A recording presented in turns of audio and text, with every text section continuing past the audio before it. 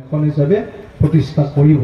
গতিকে সেই সংকল্পক চৰিতাৰ্থ কৰাৰ কাৰণে আমি সকলোৱে আমি এইবাৰ প্ৰতিজন বিজেপিৰ কাৰ্যকৰ্তা, প্ৰতিজন বুথ সভাপতি, প্ৰতিজন বুথৰ কাৰ্যকৰ্তা, পৃষ্ঠা প্ৰমুখ, শক্তি কেন্দ্ৰ ভাৱে এই কাৰ্যালয়টো আজি যিহেতু এটা শুভ সময়ত শুভ সন্ধিয়াত আমি উদ্বোধন কৰিলোঁ।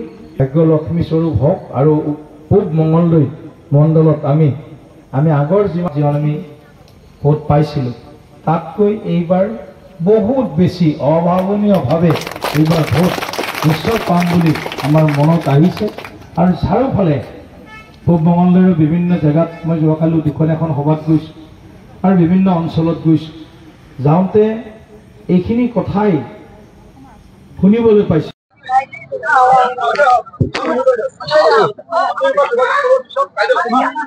আমাৰ মণি বাইদেউ এই বুথৰ শক্তি কেন্দ্ৰৰ আহ্বায়ক।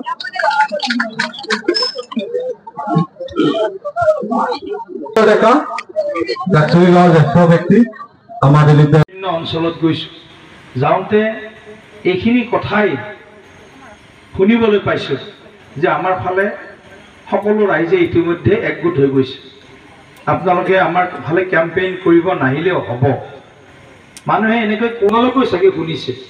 গতিকে এইটোক আমি সাহস আৰু আশীৰ্বাদ হিচাপে লৈছোঁ নিশ্চয়, কিন্তু এইটোক আমি বহুত বেছি মানে কি বুলি কয় অভাৰ কনফিডেন্স শব্দটো যিটো কওঁ, অভাৰ কনফিডেন্সত নাথাকি কনফিডেন্সত থাকক, তাত কোনো আপত্তি নাই। আমি চাইছোঁ দুখীয়া কোন, আমি চাইছোঁ দুৰ্বল কোন, আমি চাইছোঁ নিৰ্ধন কোন, আমি চাইছোঁ দিব্যাংগ কোন, আমি চাইছোঁ কৃষক কোন, আমি চাইছোঁ কোনটো অঞ্চল পিছ পৰি আছে, আমি চাইছোঁ কোনটো অঞ্চলত ৰাস্তাটো নতুনকৈ বনাব লাগিব, বনাব প্ৰয়োজন আছে, আমি চাইছোঁ কোনটো অঞ্চলত এটা ঘৰে ঘৰে এতিয়া যাব। আপোনালোক ফৰ্ম লৈ যাব, কেইবাখনো ফৰ্ম আহিছে। আজি মই ৰাজহুৱাকৈ গোটেইখিনি কথা নকওঁ। এই ফৰ্মখিনি কেনেকৈ লৈ যাব, কেনেকৈ পূৰণ কৰিব, এই কথাবিলাক কাৰ্যকৰ্তাসকলে গোটেই কথাখিনি আপোনালোকক প্ৰশিক্ষণ আকাৰত বুজাই দিব। সেইখিনি কাম আপোনালোকে কৰিব লাগিব।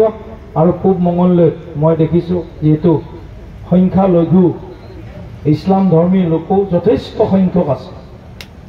কথা মই শুনিছোঁ, আপোনালোকেও চাগে শুনিছে। গতিকে এইটোক আমি সাহস আৰু আশীৰ্বাদ বেয়াকে নল'ব, কাৰণ এই বিশ্বাসটো মোৰ নিৰ্বাচনত হৰাইছে যোৱা বিধানসভা নিৰ্বাচনত, যাতে তেখেতসকলৰ বুথৰ পৰা যাতে এইবাৰ অধিক ভোট লাভ কৰিব পাৰে, তেখেতসকলক মই কাটৰ অনুৰোধ কৰিছোঁ।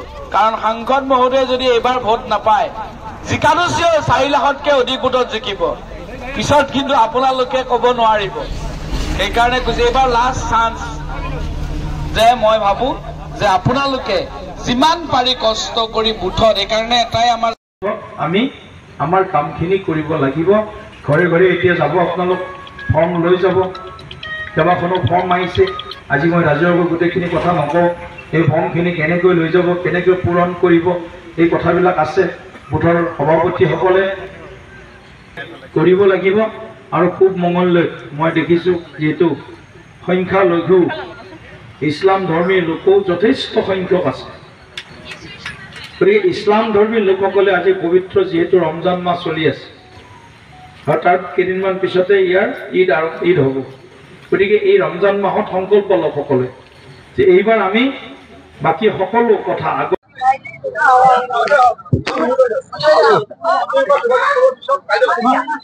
আমাৰ মণি বাইদেউ এই বুথৰ শক্তি কেন্দ্ৰৰ আহ্বায়ক।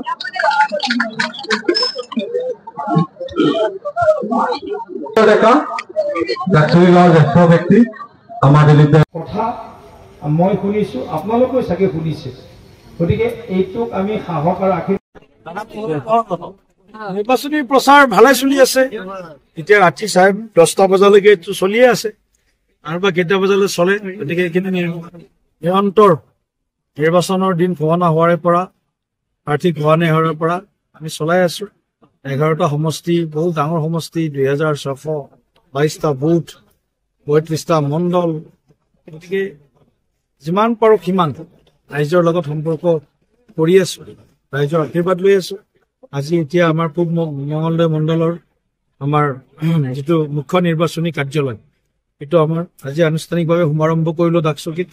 গতিকে ইয়াতো দেখিছে আপোনালোকে হাজাৰ লোক ইয়াত উপস্থিত হৈছে গতিকে সকলোতে ব্যাপক উৎসাহ উদ্দীপনা নৰেন্দ্ৰ মোদী ডাঙৰীয়াক তৃতীয় কাৰ্যকালৰ বাবে প্ৰধানমন্ত্ৰী হিচাপে নিৰ্বাচিত কৰিব লাগে সকলোৰে মনৰ এটাই আশা আৰু ওঠৰ ভাষা এটাই গতিকে আমি সকলোৱে আশাবাদী আৰু আমি বিশ্বাসী ৰাইজৰ ওপৰতো আমাৰ বিশ্বাস আছে যে ৰাইজে কোনো ভুল নকৰাকৈ নৰেন্দ্ৰ মোদী ডাঙৰীয়াক তৃতীয় কাৰ্যকালৰ বাবে প্ৰধানমন্ত্ৰী পদত মানে তেওঁলোকৰ কি কয় আৰু স্বতঃস্ফূৰ্তভাৱে তেওঁলোকে আগবাঢ়ি আহি সমৰ্থন জনাব বিৰোধীটো বিৰোধীয়ে কাম কৰিব বিৰোধীয়ে তেওঁলোকৰ নিজৰ নিজৰ ভোট য'ত য'ত আছে সেইখিনি ভোট পোৱাৰ কাৰণে চেষ্টা কৰিব মই ইছলাম ধৰ্মী ৰাইজৰ ওপৰত মোৰ বিশ্বাস জন্মিছে আস্থা বৃদ্ধি হৈছে পূৰ্বৰ যিবিলাক অভিজ্ঞতা সেইবিলাক চব দূৰলৈ আঁতৰাই থৈ আমি এটা নতুন আশাৰে নতুন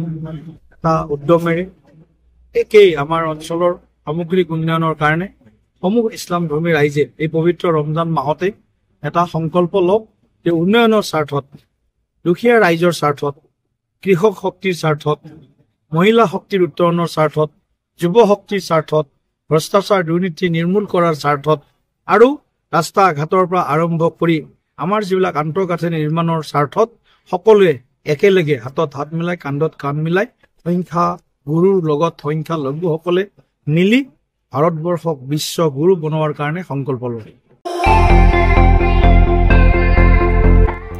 আপুনিও ভুগিছে নেকি গেছৰ সমস্যাত গেছ আৰু লিভাৰ ৰিলেটেড সকলো সমস্যাৰ একমাত্ৰ সমাধান গেষ্ট্ৰচিটি বডজম এচিডিটি ফেটি লিভাৰ পাইলছকে আদি কৰি ভিন্ন গেছৰ সমস্যাৰ সমাধানৰ বাবে কেৱল আপোনাৰ কাষত গেষ্ট্ৰচিটি